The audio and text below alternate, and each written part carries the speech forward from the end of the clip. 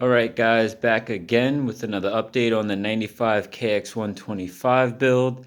As you can see, I have the frame and subframe finally done with paint, and I'm excited how it came out. This thing looks amazing. Like I was gonna go with the gloss black, and I'm happy I actually stuck with the flat. It just came out smooth. It I don't even know how to explain it. I'm excited. I can't wait for it to be fully together, and I'm gonna do the grip tape. A lot of people put the grip tape on the side here, and I think that'll just be like the finishing touch to the frame, and then that'll be done, and I'll assemble it. To be honest, I'm so excited. I feel like assembling everything now, just but I'm gonna still take my time. I'm really excited on how it came out. Like it came out like flawless. I love it. I also went ahead and cleaned the bearings. They were in good condition. I used this Super's high temp red number 2 lithium grease. I believe it's waterproof also, which is good because when you're riding through mud or puddles or whatever, you wouldn't want that getting in your bearings and getting them all rusty and whatnot. But I got these bearings all greased and lubed up. That went together really nice. This one was a bit of a headache. It's still not even where I would want it to be, but it's good for now to get the bike together from where it was. I didn't have a vise for these bearings, but you know, I uh, I figured out a different way of doing it. I used the bolts from the linkage and the actual spacers inside, and I used them to prop the bearing on. I popped it in. I kind of just tapped around in a circle and got them evenly like sat inside the bearing wells. So that came out really good. I'm happy I didn't have to go out and buy a vise. Um, I also got this little toolbox. It's an old Craftsman. I got it for 50 bucks on Letgo. So guys, check out Letgo. They have a lot of stuff for really good prices. Um, didn't get the parts washer yet. This is just a tub I have of a cleaning solution. Just a basic, like, I think it's some purple, royal purple something for a power washer, but it works really good. It cleans these things up. I got the motor fully disassembled. Got the transmission over there. This was the power valve setup. I just recently learned how these things work and how they go to back together. Believe it or not, two strokes do have timing when it comes to the head. The chamber. There's this whole setup inside the head. Usually people don't tamper with it, but now that I know about it, I actually took it out. I'm gonna clean it up really good and get it put back in the right way, and that should be good. Another package came in. I got my gasket kit. This is from Athena. I think I paid, trying to get rid of this glare. I think I paid like 23 dollars for a full gasket set, which was pretty good. I just ordered the piston rings and air filter, so that will be in soon. I actually purchased a new bike. Well, not new bike, but I mean new to me. It's a 2000 XR80R, and it was posted for like 5 or 600. The kid said, "Oh, this bike doesn't run." So my friend, we were just all out hanging out. We went to an auction. I wound up missing all the bikes that were there, but whatever. He talked this guy down to 200 bucks because the guy couldn't get this thing to run. So we go there. We go to look at the bike. The guy never had the gas on, and for those of you who don't know, without the gas on a bike, the bike will not run. So he turns the gas on and he asks the guy, "Do you mind if I kick it?" The guy goes, "Sure, go ahead."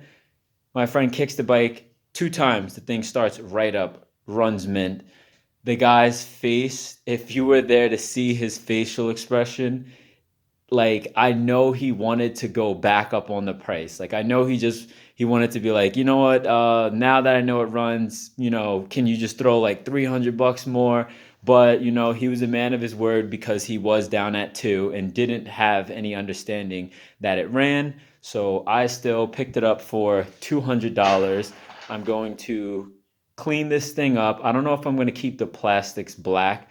They look to be like, I think they're red under, but they were so far gone, like the red looks white. So I might just, like, you know, sand them down, clean them, plasti dip it, clean the motor up. This might be to resell, or I might just use it to put around the yard.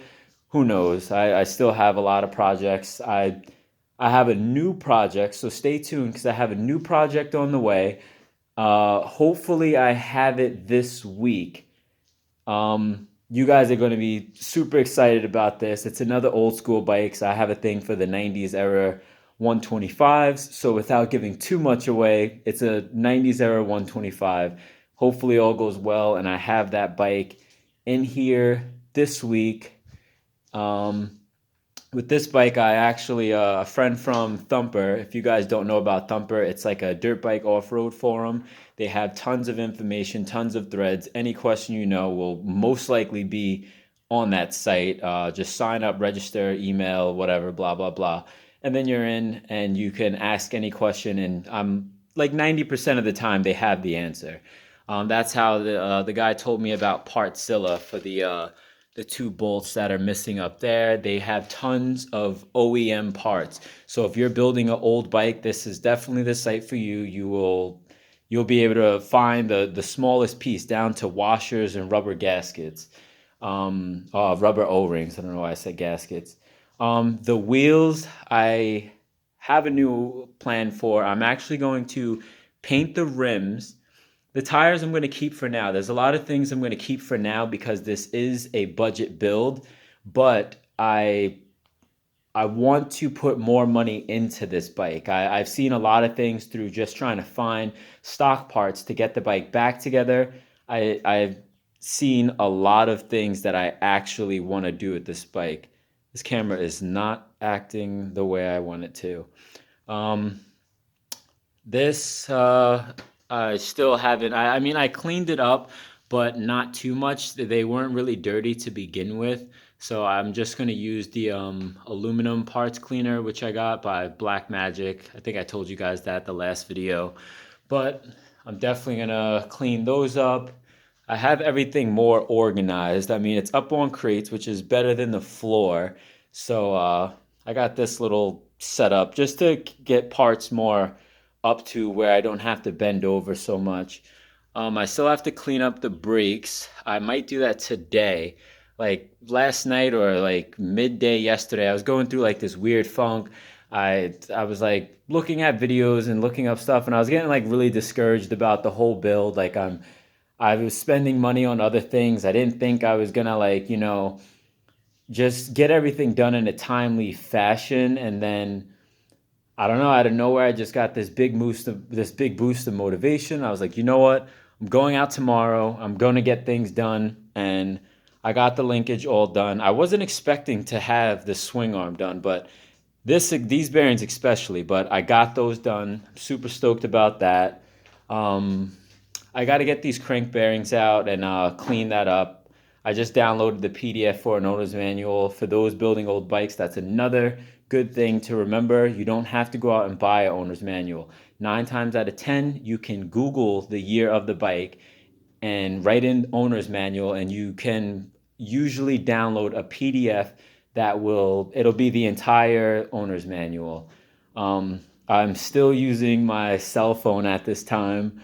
I have a little action camera. I bought a SD card for. I didn't feel like it's not that I didn't feel like setting it up. I'm just more comfortable using the phone. The imaging was pretty good on that camera, but it's a very like tiny camera. It's like a GoPro, like the knockoff version. They're like $20 on eBay. Um, I just kind of like walking and holding the phone opposed to setting up a stand so you guys get to see everything. Um, but yeah, so next video, hopefully I have the top end in, and then I can start assembling the bottom end.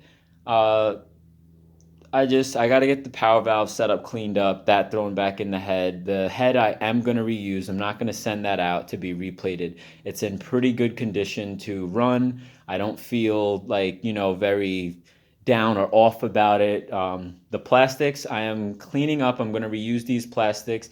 I seen a nice graphics kit I'm thinking about grabbing, but I know how to make graphics. I know that sounds a little odd, but it's like electrical tape, but thicker rolls. And I actually made graphics for a '09 CRF 250X that came out really sick. The fenders are the easiest part. The side shrouds, you got to kind of get a little creative. So yeah, so this is so far what I got done. The next video, I'm probably gonna have this semi-assembled.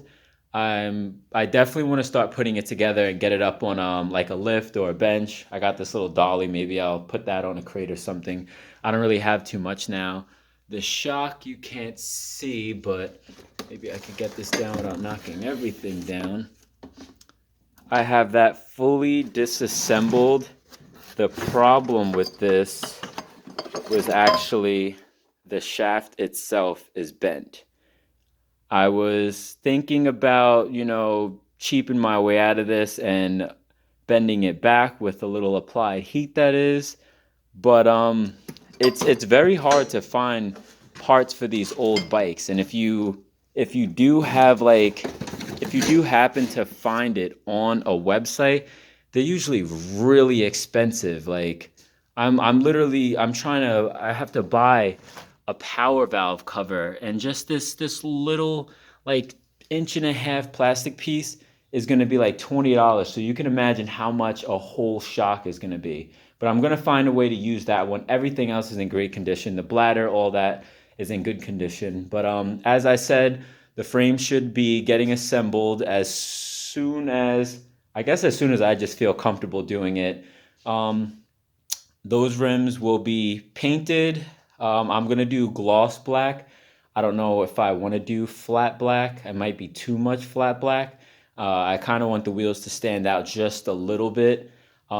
Seat cover, I'm not going to replace the seat cover. I'm probably just going to like clean that one up really good. It's a nice seat cover. It's from Moose Racing. So, I mean, why replace it? If it ain't broke, don't fix it. But yeah, I got to get the exhaust together, put all the controls on the bars. I'm reusing the sprocket and chain for now.